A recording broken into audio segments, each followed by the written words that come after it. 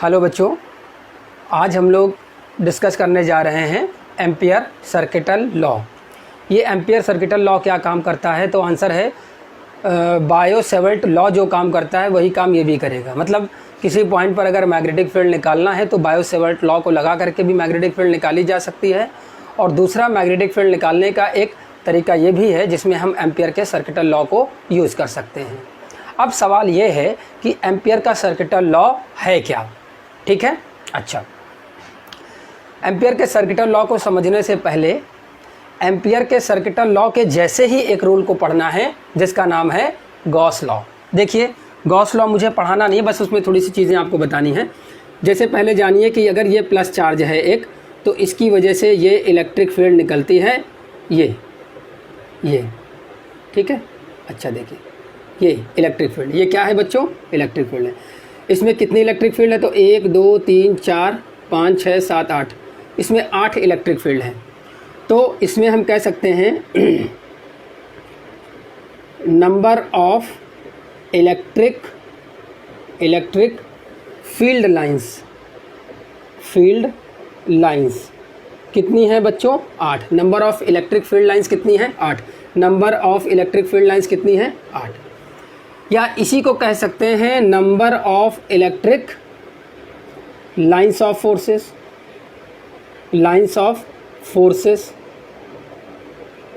Electric lines of forces का क्या मतलब है? देखो बच्चों, क्योंकि अगर कोई Q0 चार्ज यहाँ पे रख दो तो यही वाली जो इलेक्ट्रिक फील्ड है ये इस पर फोर्स लगाएगी, F बराबर Q0 इंटू E। ठीक है बच्चों, along the direction of electric field, मतलब ये चार्ज इधर ही भागेगा। तो चाहे ये वाली फील्ड हो, ये कोई भी फील्ड हो, वो फील्ड इस चार्ज पर क्या लगाएगी? फोर्स, और फोर्स लगा करके उसको रिपल करेगी। अगर माइनस होता तो अट्रैक्ट करता। तो इसीलिए इन सारी लाइनों को हम एक नाम और दे सकते हैं, number of electric lines of forces. वो भी कितनी हो जाएगी? 8 हो जाएगी।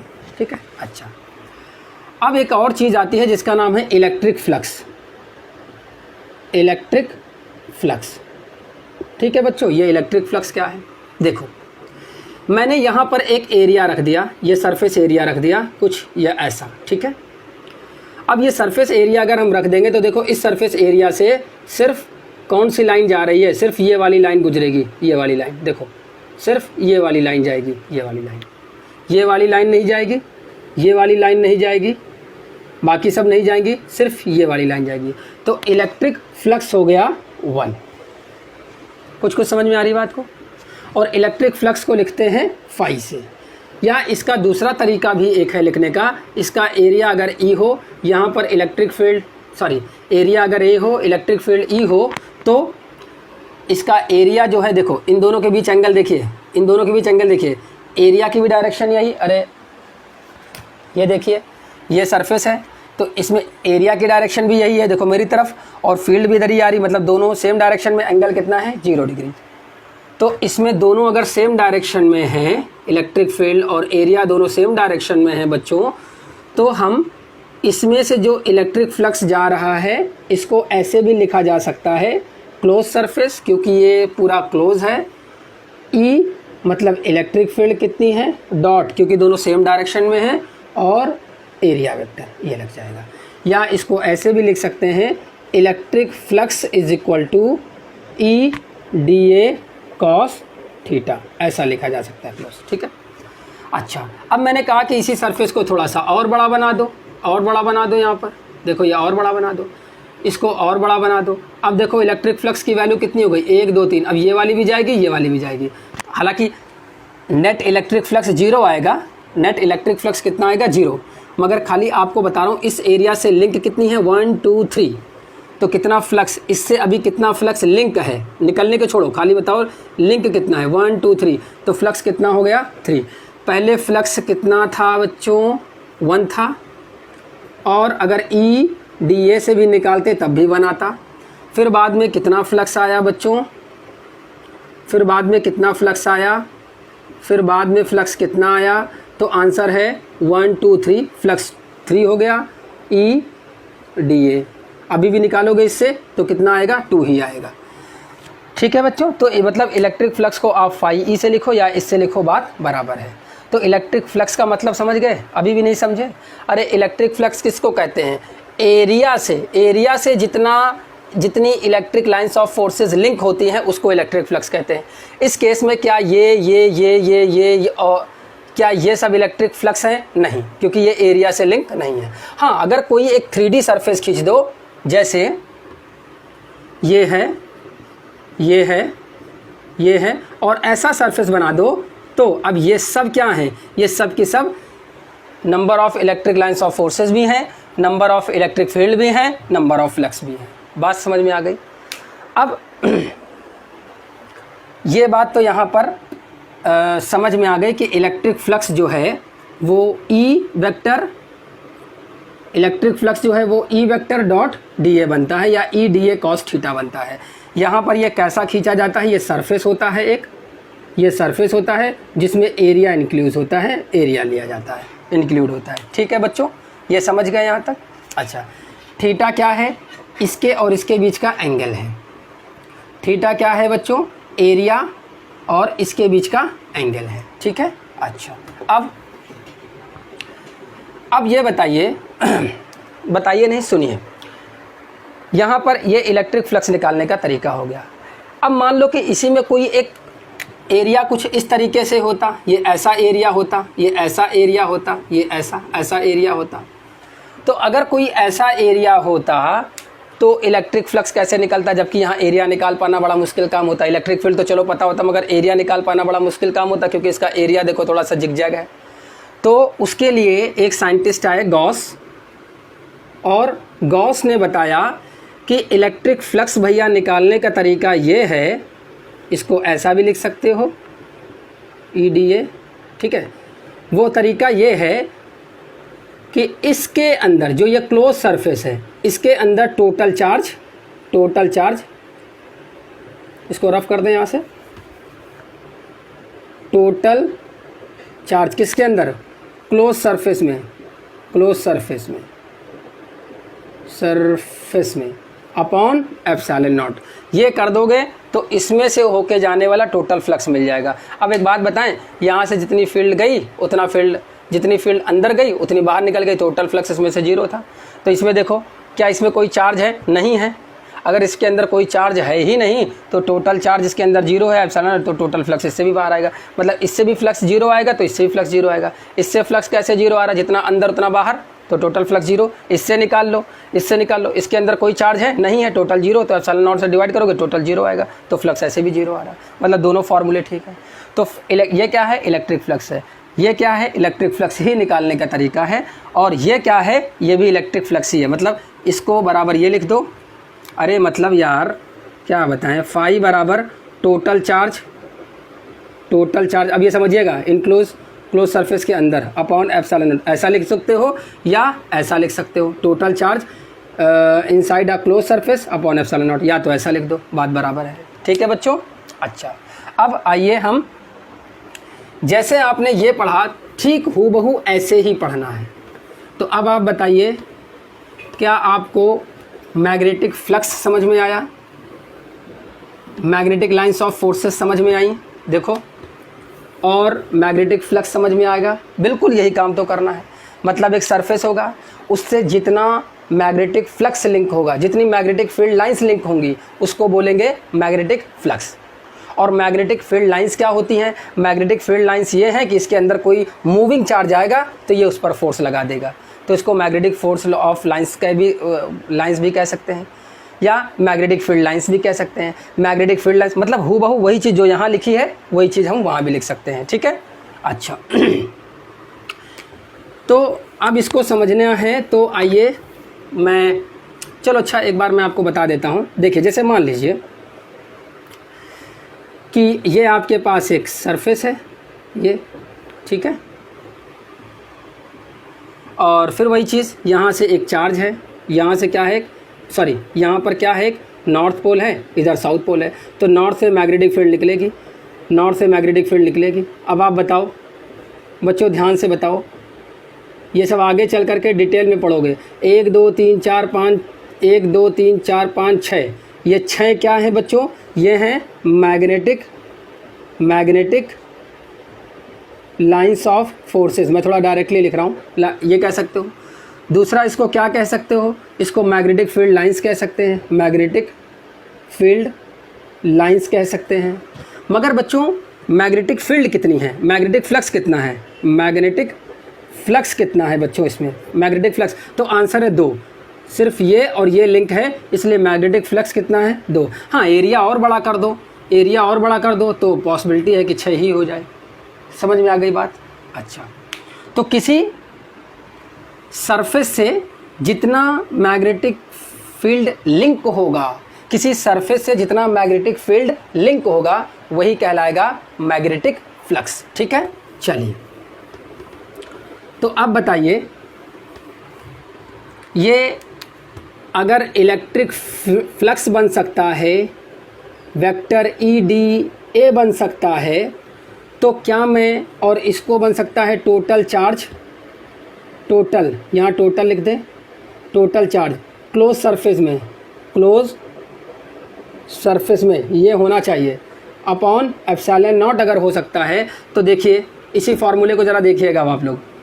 ये आपके पास है एम्पियर का circuital law, ampere circuital law ये है, तो ये एम्पियर का सर्किटल लॉ। अब देखिए एम्पियर के सर्किटल लॉ में मैंने कहा कि मान लीजिए ये आपके पास एक वायर है और इस वायर में हम एक छोटा सा करंट ले लेते हैं, सॉरी छोटा सा सेक्शन ले लेते हैं, DL सेक्शन। कौन सा सेक्शन, DL सेक्शन। ठीक है, DL सेक्शन, और इसमें करंट ले लेते हैं I। इसमें करंट कितनी ले लें, I। ठीक है बच्चों। अच्छा सॉरी, इसके DL सेक्शन को ले लेते हैं, इसका जो छोटा सा DL सेक्शन होगा इसको ले लेते हैं DL नॉट, DL नॉट। क्यों लिया DL नॉट अभी मैं बताता हूँ इसको। ठीक है, अच्छा अब DL नॉट, DL नॉट ये छोटा सा सेक्शन, और इसमें करंट भी आई जा रही है। देखिए ये आपके पास एक वायर है और इस वायर में, ये एक वायर है और इस वायर में करंट फ्लो हो रही है। इस वायर का एक छोटा सा सेक्शन कट कर लिया DL। अब छोटा सा सेक्शन DL को कैसे इसमें बनाएंगे हम, बस एक पॉइंट रख दिया है, ये देखो पॉइंट रख दिया है, यही इसका DL है, एक पॉइंट रख दिया DL। अब इस पॉइंट, ये DL कैसा है, सॉरी DL नॉट कैसा है, पॉइंट के शेप का। देखिए ये एक वायर है, इसमें करंट I फ्लो हो रही है और हमको क्या करना है, इस वायर की वजह से यहाँ पर मैग्नेटिक फील्ड निकालना है। किसकी मदद लेनी है, एम्पियर का सर्किटल लॉ की। एम्पियर का सर्किटल लॉ कैसे लगेगा उसको देखिए। यहाँ पर इसका हमने छोटा सा सेक्शन क्या किया, DL नॉट, ये छोटा सा सेक्शन किया। DL नॉट कैसा है, एक पॉइंट के तरीके से। अब इसकी वजह से यहाँ पर मैग्नेटिक फील्ड निकालिए, तो आपको करना क्या है, अगर ये DL नॉट है तो इसकी वजह से R दूरी पर ये पॉइंट P है जहाँ पर मैग्नेटिक फील्ड निकालना है। यहाँ से ऐसा सरफेस बनाइए कि ये DL नॉट घिर जाए। तो यहाँ से जब आप DL नॉट को घेरोगे तो एक सरफेस बनाओगे, बताओ कैसा बनेगा, सर्कल। क्यों बनेगा, मेरी बात को ध्यान से नहीं सुना आपने।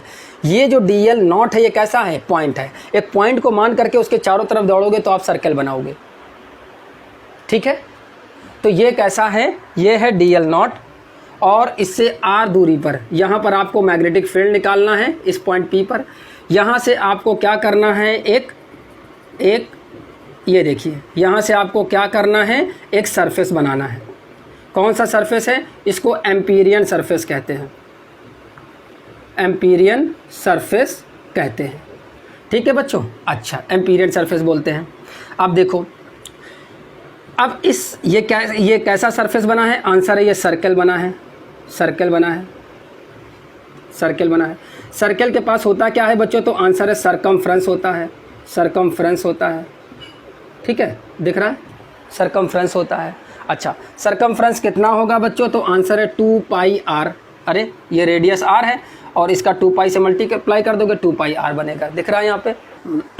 तो अब बच्चों जो है आपको क्या करना है कि ये जो आपने सर्कल यहाँ पर बनाया है, ये जो सर्कल आपने बनाया है, ये जो सर्कल आपने बनाया है, इस सर्कल से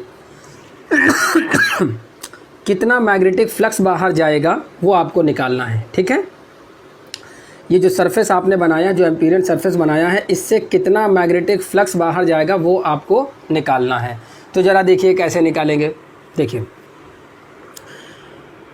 ये वाला जो करंट एलिमेंट है आइडियल, ये मैग्नेटिक फील्ड बनाएगा और ये मैग्नेटिक फील्ड ऐसे होगा, यहाँ ऐसे ऐसे ऐसे ऐसे, ये डीएल की वजह से हर डायरेक्शन में मैग्नेटिक फील्ड ये ऐसे बनाएगा। ठीक है बच्चों।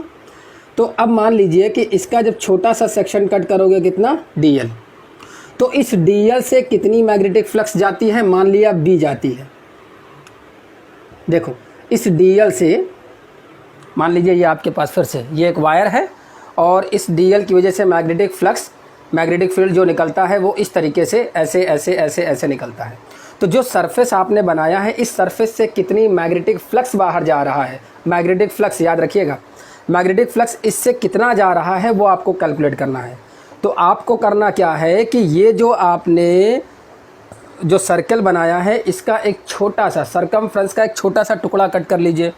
तो ये टुकड़ा क्या हो जाएगा, ये हो जाएगा डीएल, और इस डीएल से कितना मैग्नेटिक फ्लक्स लिंक है, बी। तो बताओ कि इसमें से कितना फ्लक्स जाएगा, इसमें से डीएल सेक्शन से कितना फ्लक्स जाएगा।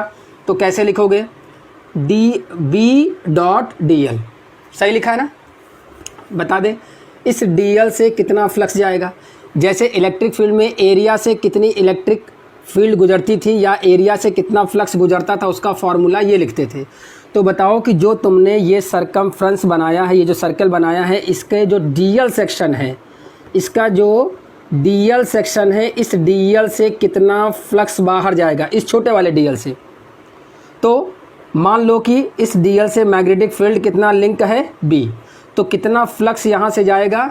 तो आंसर है फाई, ई की जगह लिख सकते हो B is equal to close surface, क्योंकि क्लोज तुमने भी बनाया है। ई की जगह क्या लिखोगे, बी, ये वाला बी डायरेक्शन होता है, डॉट, और कितना लिखोगे इसकी जगह, डी ए की जगह आप क्या लिखोगे, डी एल। क्यों बच्चों, इसका छोटा सा सेक्शन कट करोगे तो क्या मिलेगा आपको, डी एल, एरिया तो मिलेगा नहीं इसका डी एल, इसलिए यहाँ पर क्या मिलेगा, डी एल। ठीक है। तो जैसे कि गॉस ने कहा था कि टोटल चार्ज क्लोज सरफेस में total charge upon epsilon not, ये टोटल इलेक्ट्रिक फ्लक्स देता है। ऐसे ही एम्पियर का कहना था कि जो सरफेस तुमने बनाया है इसके अंदर टोटल करंट, ये वाली टोटल करंट, ये वाली टोटल करंट है ना, ये प्रोडक्ट होती है किसके साथ में, म्यू नॉट के साथ में, मतलब म्यू नॉट इंटू आई, मतलब म्यू नॉट टाइम्स होती है करंट का। ठीक है, फिर से मेरी बात को सुनिए ध्यान से। ये जो सरफेस है, जो सरफेस आपने बनाया है, इससे कितना फ्लक्स जाएगा, आंसर है B dot d l is equal to mu naught का किस में मल्टीप्लाई कर दोगे, इस क्लोज सरफेस से गुजरने वाली टोटल करंट, याद रखना है टोटल करंट है, ये आई कौन सी करंट है, टोटल करंट है। बस यही आपका जो नियम है, यही है एम्पियर का सर्किटल लॉ। अब बच्चों इसमें मैं आपको एक बार फिर से रिमाइंड करा देता हूँ। बच्चों सवाल, ये डीएल क्यों बनाया, ये मैग्नेटिक फील्ड किससे लिंक है, इसका सब का आंसर मैं आपको दे चुका हूँ। ठीक है, एक बार फिर से रिमाइंड करा देता हूँ मैं। देखिए एम्पियर का सर्किटल लॉ क्या बताता है कि आपके पास एक वायर है, इस वायर की वजह से यहाँ पर मैग्नेटिक फील्ड निकालना है, किसका नियम इस्तेमाल करना है, एम्पियर का सर्किटल लॉ लगाना है। तो इस वायर का छोटा सा सेक्शन कट कर लीजिए, कौन सा section, D L not section cut कर लीजिए। इस डी एल नॉट की कितनी छोटी सी वैल्यू है, आंसर है बहुत छोटी सी, इतना कि ये पॉइंट हो गया। अगर ये पॉइंट हो गया तो इस डी एल नॉट को आपको घेरना है, कहाँ से, इस पी पॉइंट से जहाँ पर मैग्नेटिक फील्ड निकालना है। तो यहाँ से घेरोगे तो एक सर्कल बन जाएगा। ठीक है, अच्छा अब इस सर्कल से कितना मैग्नेटिक फ्लक्स बाहर जाएगा, टोटल मैग्नेटिक फ्लक्स आपको निकालना है। तो टोटल फ्लक्स निकालना है तो आपको क्या करना पड़ेगा, इस सरफेस का, ये जो सर्कुलर सरफेस है, इसका छोटा सा सेक्शन कट कर लो डीएल, और उसको मैग्नेटिक फील्ड से मल्टीप्लाई कर दो, इंटीग्रेशन कर दोगे तो टोटल सरफेस से लिंक मैग्नेटिक फ्लक्स आपको मिल जाएगा ये। और ये बराबर होता है किसके, म्यू नॉट, मतलब दूसरा तरीका क्या है, mu naught into total current inside the close surface, ये क्लोज सरफेस के अंदर टोटल करंट का। ठीक है, तो डीएल कौन सा है, इसका डीएल है। अच्छा अब एक चीज़ और देखो, इसको और क्या लिख सकते हो, तो आंसर है d B is equal to, यहाँ पर ये बन जाएगा B d l cos theta. देखो डी एल और बी के बीच का एंगल देखो, देखो बच्चों यहाँ पर ये ऐसे ये आपके पास वायर है, ये डी एल था और डी एल की वजह से ये आपने बनाया। अब आप बताइए डी एल की वजह से जब आप ये बनाओगे तो ये इसका एक छोटा सा सेक्शन है, मान लो ये देखो, ये बच्चों ये वायर में करंट किधर है, ऊपर की तरफ है। वायर में करंट किधर है, ऊपर की तरफ है। यहाँ पर मैग्नेटिक फील्ड निकालना है, तो बताओ करंट की डायरेक्शन में अंगूठे को रखोगे, मैग्नेटिक फील्ड यहाँ निकालना है, पंजे को इधर रखोगे, टेंशन किस तरफ है, आपकी तरफ। तो बताओ इसका डीएल सेक्शन, ये देखो ये मान लो डीएल को बताता है, ये डीएल को बताता है, तो डीएल सेक्शन किस तरफ होगा, आपकी तरफ। तो डीएल भी आपकी तरफ है और मैग्नेटिक फील्ड भी आपकी तरफ है, दोनों के बीच का एंगल कितना हो गया, 0 डिग्री। तो इसके बीच का एंगल कितना होगा, थीटा बराबर 0 डिग्री। ठीक है, तो यहाँ पर हो जाएगा total flux is equal to B d l, ये बन जाएगा, और is equal to mu naught into I total, ठीक है, आई टोटल लिख सकते हो बच्चों। अच्छा, तो किताबों में ये नहीं लिखा है, सिर्फ ये लिखा हुआ है। ठीक है, तो इसमें कोई घबराने की बात नहीं है। और डेफिनेशन लिखी जाती है कि किसी भी क्लोज सरफेस से गुजरने वाला जो मैग्नेटिक फ्लक्स होता है वो उसके लाइन इंटीग्रल के किसी भी क्लोज सरफेस से गुजरने वाले मैग्नेटिक फ्लक्स का लाइन इंटीग्रल बराबर होता है उस क्लोज सरफेस में टोटल करंट के म्यू नॉट टाइम के बराबर होता है। ठीक है, ये यहाँ से आप देख रही है इसको। तो बच्चों यहाँ पर ध्यान में रखिएगा, बहुत ही आसान है, थोड़ा सा डिफ़िकल्ट आपको लग सकता है। अब इसमें आप इसको ऐसे थोड़ा सा लिख सकते हैं। अब देखिए इसको क्या लिख सकते हैं, integration over B dot d l mu naught I total लिख सकते हो आप। अच्छा, तो इसमें बी तो कांस्टेंट होगा, क्यों बच्चों, क्योंकि ये वायर है और इस सरकमफ्रेंस को देखिए, इस वायर से सरकमफ्रेंस की हर दूरी बराबर है, तो हर जगह मैग्नेटिक फील्ड का मैग्नीट्यूड बराबर होगा। सिर्फ क्या चेंज होगा, डायरेक्शन चेंज होगा। क्यों, क्योंकि करंट किधर है, ऊपर, यहाँ पर मैग्नेटिक फील्ड आपकी तरफ, यहाँ पर मैग्नेटिक फील्ड इस तरफ, यहाँ पर मैग्नेटिक फील्ड मेरी तरफ, यहाँ पर मैग्नेटिक फील्ड इस तरफ, सर्कुलर है तो हर तरफ मैग्नेटिक फील्ड कैसा है, टेंजेंशियल है। किसके टेंजेंशियल है, ये जो एम्पीरियन सरफेस बनाया है इसके टेंजेंशियल है। ठीक है, तो यहाँ पर आप बना सकते हैं इसको ये, तो मैग्नेटिक फील्ड तो कांस्टेंट हो जाएगा, क्लोज 1 इंटू डी एल बराबर म्यू नॉट आई टोटल हो जाएगा बच्चों।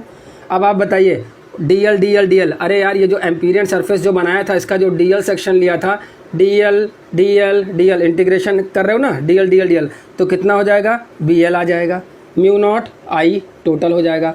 और बताओ इसका जो सरकमफ्रेंस है एल बराबर किसके हो जाएगा, 2 पाई आर, यहाँ से यहाँ तक की डिस्टेंस आर है, तो ये बन जाएगा B 2 pi r is equal to mu naught I, और ये बन गया टोटल। ठीक है, दिख रहा है आप लोगों को। चलिए, तो ये यहाँ पर एम्पियर सर्किटल लॉ हो गया। ठीक है, तो याद रहेगा आपको। अच्छा,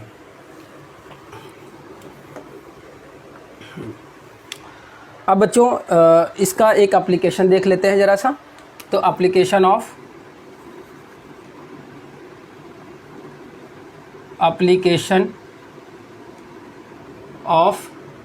एम्पियर सर्किटल लॉ। ठीक है, एम्पियर सर्किटल, एसी नहीं, एम्पियर सर्किटल लॉ है।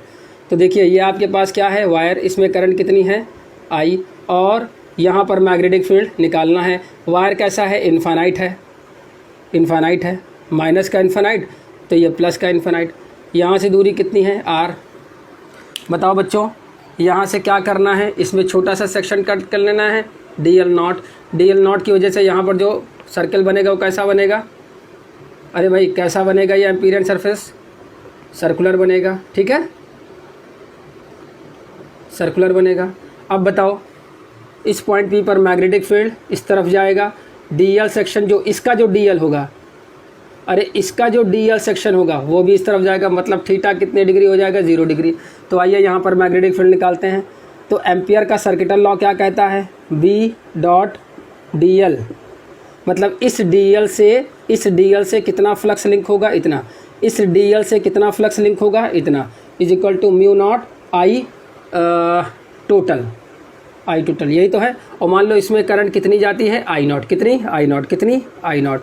तो बस बच्चों B डॉट DL, सॉरी इसको थोड़ा सा लिख दे अब, तो इसको क्या लिख सकते हो, close surface B DL cos theta लिख सकते हो, म्यू नॉट। बताओ आई टोटल करंट कितनी है, आई नॉट है, तो आई नॉट लिख दो, बस बात खत्म हो गई।